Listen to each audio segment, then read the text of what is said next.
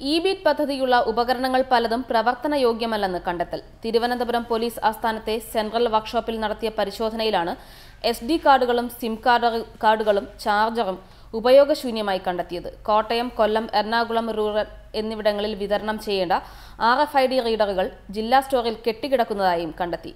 Reporter അന്വേഷണ പരമ്പര തീക്കട്ടയിൽ ഉറമ്പരിക്കുമ്പോൾ തുടരുന്നു. ഇ-ബീറ്റ് പദ്ധതിയുടെ ഭാഗമായി 7 പോലീസ് ജില്ലകളിലും സ്ഥാപിച്ച ഉപകരണങ്ങൾ പോലീസ് ആസ്ഥാനത്തെ സെൻട്രൽ വർക്ക്ഷോപ്പിലെത്തിച്ചാണ് പരിശോധന നടത്തിയത്. ഓരോ ജില്ലകളിലെയും 5 സാമ്പിളുകളാണ് പരിശോധിച്ചത്. എറണാകുളം, കോഴിക്കോട് സിറ്റി ജില്ലകളിലൊഴികെ ഭൂരിഭാഗം പ്രദേശത്തെയും RFID കാർഡുകൾ ഉപയോഗരഹിതമാണെന്ന് അന്വേഷണത്തിൽ കണ്ടെത്തി. വിതരണം ചെയ്ത 650 RFID കാർഡുകളിലും റീഡറുകളിലും 458 എണ്ണവും പ്രവർത്തനരഹിതമാണെന്നും കണ്ടെത്തിയിട്ടുണ്ട്. പലയിടത്തെയും സിം കാർഡുകളും പ്രവർത്തനരഹിതമാണ്.